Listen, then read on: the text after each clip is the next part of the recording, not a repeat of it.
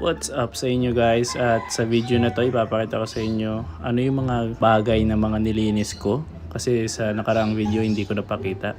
Ito, tinatanggal ko yung higaan dyan, yung double deck. Sinumulin ko na kasi para mabawasan ng kalat dito. Tingnan mo, babi pa.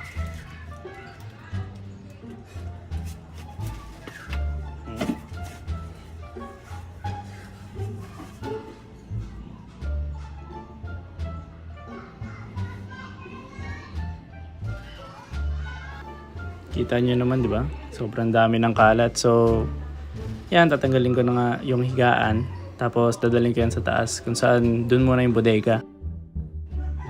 Ayan. So, gagawin din naman yung taas. Pero, wala pang mga materyales, pati masyado pang makalat. So, ina-arrange ko muna lahat ng mga kalat. Tapos, itatapon ko yung mga pwede itapon. Tsaka, ikikip yung mga pwedeng ikip.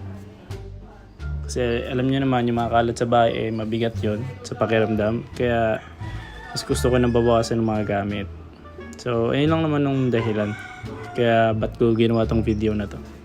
At ipakita sa inyo. So mag-iingat lang kayo palagi. Magdasal. At maging masaya. So bye bye.